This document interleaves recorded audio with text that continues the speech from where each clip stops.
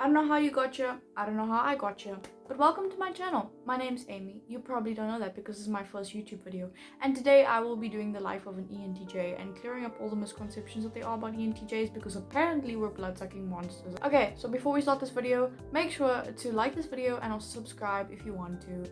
Also make sure to follow my Instagram. I'll put it down here below. I don't know where. I'm gonna place it here in editing.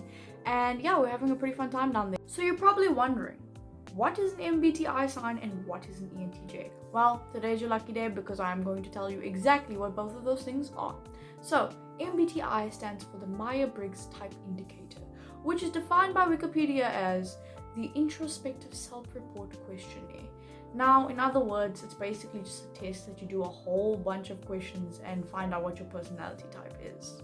You can actually go to 16 Personalities, which is a very, very good website in order to test this out. That is where I did my test. So what is an ENTJ? Well, ENTJs are one of the rarest personality types on the scale. Basically, they make up 3% of the population, 2% of that being men and 1% of that being women. Anyway, what does an ENTJ stand for? So it is an extroverted, intuitive, thinking and judging character type. Mostly we are categorized to be very bossy, very controlling, really scary. A few popular ENTJs would be Gordon Ramsay, Whoopi Goldberg, Jim Carrey. Yeah, pretty cool people, if I may say so myself. So, ENTJs have a very, very, very controversial reputation. Most people think that ENTJs are dictators by nature, which is not true. And I think I'll be answering all of that in the following misconceptions that I will be proving true and false. Okay, so basically I went onto the internet and I went to go and find like a whole bunch of misconceptions or bad traits of ENTJs, and I'm just gonna be like saying whether they're true or false. I feel like a lot of them are gonna be like to an extent, because obviously not everybody is like me. Not everybody is like the misconceptions. Okay, so the first one is basically saying that ENTJs can be control freaks and always want to be in charge.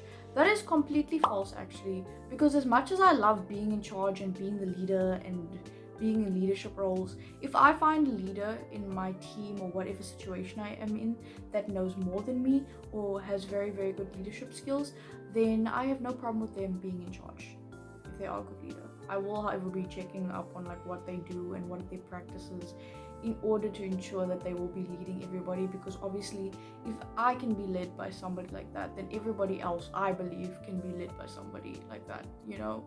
Okay, so the next one is that we tend to not be able to put ourselves in other people's shoes. Well, that is false, but to an extent. Because when I'm with my family or people that I love, I find it very, very easy to see their side of the story, especially when there are like disagreements, which doesn't happen often. When there is, and maybe we had a little bit of a disagreement, then I will always try and see it from their side and always try and see where they are coming from. And most of the time I actually end up thinking like, yeah, what they're saying is right. When it comes to strangers or acquaintances, I tend to find myself being kind of tone deaf, if that makes sense, when it comes to seeing their emotions, especially like in a work situation. Like I'll be sympathetic with somebody if they're going through something and I'll be like, I'm so sorry, but I don't think I'd be able to see myself in their situation. I've never been that type of person. I get a person that's like in a group project with me and they're like, listen, I'm so sorry, I couldn't get this part of the project done, my mom had to go to the hospital, then of course I'm gonna be like, I'm so sorry. I will try and help you as much as I can. I tend to detach myself a lot when it comes to people that I do not love. Next one is being highly intolerant and highly critical of other people's opinions. So this is false to an extent. Once again, a gray area. Basically, I'd like to pride myself on being one of those people that is extremely open-minded and is always willing to listen to other people's opinions. However, if your opinion involves hate speech or excusing hate, then unfortunately, you're going to have to leave, because I do not have time for invalid opinions.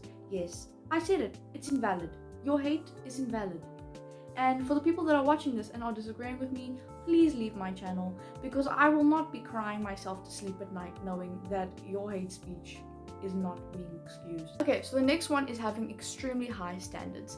That is completely true. Wow, the first true out of this entire video. But yes, I hold most of these high standards to myself. Every morning I wake up and I think to myself, I need to optimize my day completely. From the time I wake up to the time I go back to sleep. Like literally, I will film 4 YouTube videos in one day because I want to optimize my time and the lighting that I have been given. Also, when it comes to design, another example is if something does not look aesthetically pleasing, I will restart it. I mean, there's been one time where I've restarted something 10 times because I was not happy with how the spacing looked. When it comes to people, I don't really have high standards for people. Like, I kind of just think to myself, hey, whether they disappoint you or not, they're still human and they're gonna make mistakes. However, if I'm in a group with you and I'm doing work with you and you're not up to my work ethic, I'm going to be critical of you. Like, when it comes to teamwork and everybody needs to function and everybody else is functioning perfectly on their own, especially when I'm a leader of a group, I like to check in on everybody. And if one person isn't doing their part, number one, I will find out the reason why they are not doing their part. If it is obviously like a very proper reason as to why, I will sympathize with them, like I said in the other point, and I will try my best to help them as much as I can. Obviously not completely, because I'm not gonna about to be doing somebody else's work. That's not my brand. And if it's not unreasonable, then I'm literally just gonna be like, dude, you need to get your life together. Okay, so I'm gonna read the last point because it's quite lengthy. Can be challenging, confrontational, argumentative, and intimidating. That is true to an extent. Not the confrontational part. Yes, I'm a confrontational person to an extent, because literally if you're up at me and you're like calling me names or being like, yo dude, you're ugly or whatever, I'm not gonna care. Like, I genuinely just don't care for the opinions of others. I really just don't, unless it has to do with maybe, for example, them giving me advice or whatever, then obviously I value their opinion. But I mean, dude, if you're gonna pull up there, I'm just gonna be like, okay, bye, and I'm gonna walk away. But as soon as it comes to my family and my loved ones, I am there. I become extremely argumentative and aggressive when it comes to my loved ones, because for me, I'm extremely protective of them. I show a lot of self-restraint for myself, but that is, I wouldn't call my loved ones my weak spot, but I would never ever want to see them unhappy. As an ENTJ, the high standards thing, you want to keep them happy. You always want to let them have a smile on their face. That is what you want.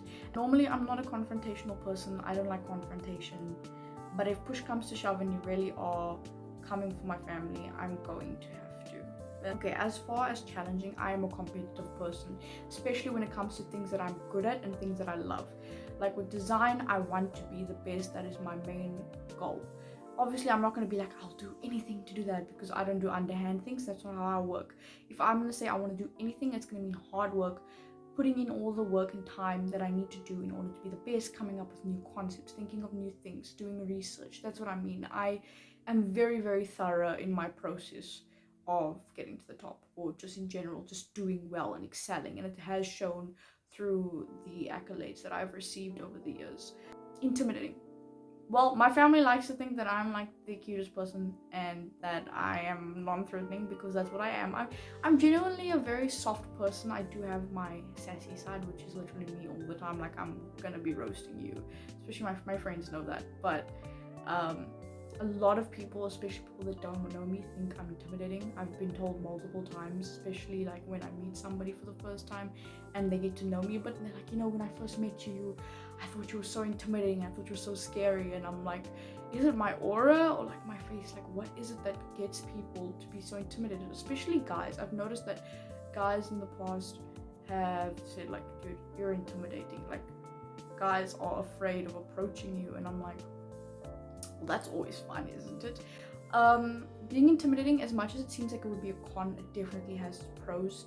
You definitely get seen as more of an important and more authoritative figure. People listen to what you say, so I definitely see it more as a blessing than a curse. And I obviously don't use it for malicious intent, so there is no bad things about being intimidating for me. I personally like it. I'm a short person, and for such a short person to have that much intimidation, it's a power move, honey. It's a power move. Hey guys, so I hope you guys enjoyed that video. I enjoyed filming. It was pretty cool, man. Like, I enjoyed answering those questions, and I just honestly thought that I learned a lot more about myself than I thought I would. Also, if you want to do the test yourself, make sure to look in my description box. I'll put the link in there. There's an option for a shorter test and a longer test for whatever time period you do have. I did take the longer test because it is more thorough, And also comment down below what your MBTI sign is. I'm very interested to know. If there are other ENTJs, yo dudes, hi. Yeah, sorry if the lighting is bugging the entire time of this video. I'm trying to figure out my lighting. So thank you guys so much for watching this video and have an amazing day.